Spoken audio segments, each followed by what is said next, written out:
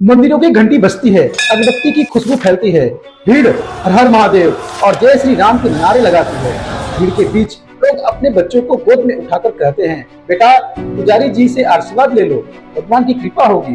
पर कोई यह नहीं देखता कि इसी भीड़, इसी श्रद्धा, इसी आस्था के बीच कुछ चेहरों ने धर्म नहीं अवस का मुखौटा पहन रखा है। आज सवाल यह नहीं कि भगवान है या नहीं, सवाल यह है कि भगवान के नाम पर बैठे इन ठेकेदारों का हिसाब कौन लेगा। जरा कल्पना कीजिए, एक गांव, एक छोटा सा मंदिर, वर्षों से पूजा करने वाला 65 साल का पुजारी, गांव वाले उसे बाबा जी, महंत जी कहकर झुकते हैं।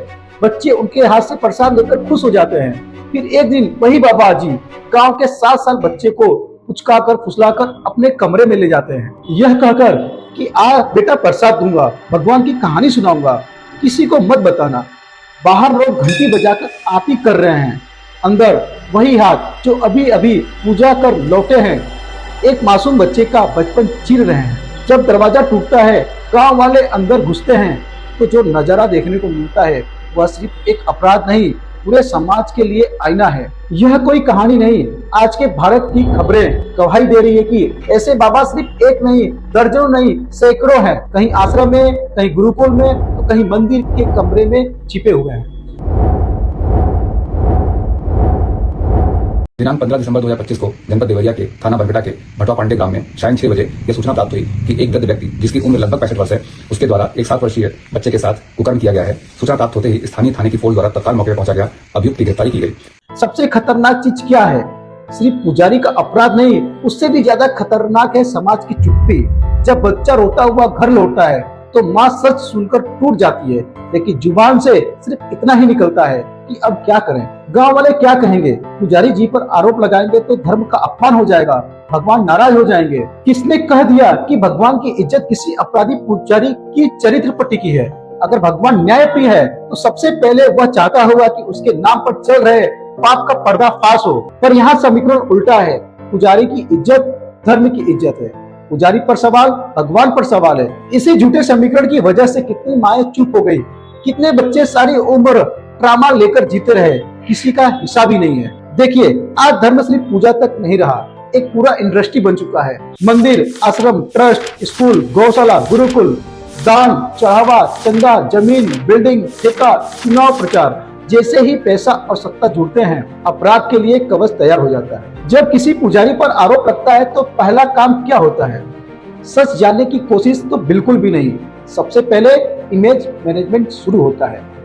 ये तो हमारे समाज के खिलाफ की साजिश है, फला समुदाय वाले हमारे धर्म को बदनाम कर रहे हैं, ये विदेशी एजेंडा है, धर्म को तोड़ने की कोशिश है। यानी बच्चे की चीख को तुरंत धर्म बनाम धर्म की लड़ाई में बदल दिया जाता है। पर सच यह है कि बच्चे के जिस्म पर ना हिंदू लिखा होता है, ना मुस्लिम, ना ईसाई, वहाँ सिर्फ इंसान लिखा होता है, जिसे इन पाखंडी पुजारियों ने सबसे पहले धोखा दिया। यह बात साफ करनी होगी कि हर पुजारी अपराधी नहीं है, हर साधु पाखंडी नहीं है। कई लोग सच में त्याग करते हैं, समाज की सेवा करते हैं, भूखों को खिलाते हैं, गरीब बच्चों की पढ़ाई का इंतजाम करते हैं बिना किसी कैमरे माइक के। लेकिन समस्या यह है कि असली साधु प्रचार से दूर भागता है। नकली पुजारी प्रचार के बिना जी ही नहीं सकता। जो सच में अध्यात्म जानता है वह शक्ति दिखाने के लिए चमत्कार, डर और श्राप की जरूरत नहीं समझता। पर धोखेबाज पुजारी क्या करता है? वह कहता है, अगर मेरे खिलाफ बोलोगे तो घर में अनर्थ हो जाएगा, मुझे भगवान ने खुद दर्शन देकर चुना है, मेरे विरोध करोगे तो तुम्हारे पूर्वज भी शांति नहीं पाएंगे। इस तरह वह आदमी के दिमाग में एक मानसिक जेल बना देता है, जहाँ से बाहर निकलना पाप की तरह महसूस होने लगता है। अब बात आती है हमारी भक्तों की। जब हम प्रश्न नहीं करेंगे तब तक अपराधियों को छूट मिलती रहेगी। बच्चा छोटा हो या बड़ा, उसे किसी भी पुजारी, बाबा, गुरु के साथ अकेले कमरे में मत भेजिए। धर्म के नाम पर अगर कोई भी व्यक्ति आपके बच्चों को, किसी को मत बताना कहता है तो वहीं से समझ लीजिए कि खतरे की घंटी बज चुकी है। मंदिर, आश्रम, गुरुकुल में काम करने वालों को निगरानी रखने के लिए स्थानीय कमेटी हो, जिसमें महिलाएं भी हो और निर्णय सामूहिक हो, न कि सिर्फ एक महंत की मोहर से।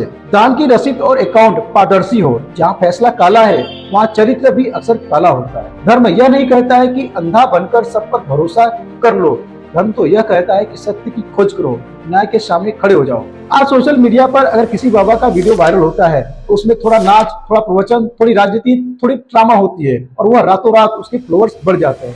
फिर वही बाबा दरबार लगाते हैं, लोगों को चमत्कार दिखाने का दावा करते हैं, भूत भगाने, बीमारी ठीक करने, नौकरी दिलाने, शादी करवाने तक के पैकेज बेचते हैं। लोग जरूरत में, डर में, लालच में सब मान लेते हैं ये साधु विशेष है, भगवान का अवतार है।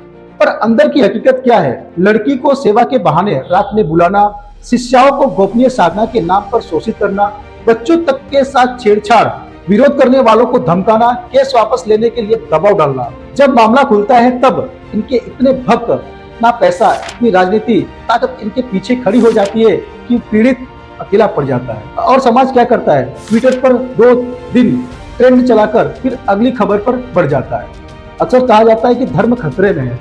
असल में धर्म की सबसे बड़ा खतरा दूसरे धर्म से नहीं, अपने ही घर के अंदर बैठे इन पाखंडी पुजारियों से है। धर्म की रक्षा इस तरह नहीं होगी कि हर आरोप और षड्यंत्र कहकर नकार दिया जाए, हर पीड़ित की आवाज को एंटी हिंदू, एंटी धर्म कहकर चुप करा दिया जाए। धर्म की असली रक्षा तब होती है जब किसी भी मंदिर, आश्रम में बच्चों के साथ जरा भी गलत व्यवहार की शिकायत आए तो समाज खुद सामने आकर जांच की मांग करे। पुजारी हो या कोई भी धार्मिक नेता, अगर अपराध साबित हो जाए तो उसे और सख्त सजा मिले, क्योंकि उसने भगवान के नाम का इस्तेमाल करके अपराध किया है। भक्त यह स्पष्ट संदेश दे कि हम भगवान को मानते हैं, किसी व्यक्ति विशेष को नहीं। जो भी भगवान के नाम पर अपराध करेगा हमारे लिए वह सबसे बड़ा अधर्मी है।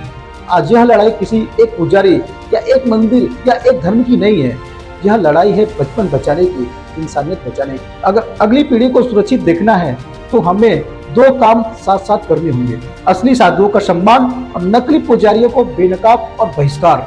याद रखिए, भगवान की सबसे बड़ी मूर्ति पत्थर की नहीं, एक मासूम बच्चे के दिल की होती है। जब कोई पुजारी उस बच्चे की मासूमियत को कुचलता है तो वह सिर्फ कानून नहीं तोड़ता, वह आपके भगवान को भी आपसे छीन लेता है।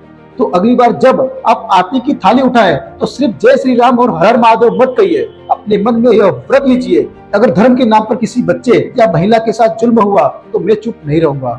मेरा भगवान वही होगा जो न्याय के साथ खड़ा है, न कि वह जिसे कुछ पाखंडी पुजारी अपनी ढाल बनाकर इस्तेमाल करते हैं। मिलते हैं हम अगली वीडियो में, तब तक के लिए जय हिंद।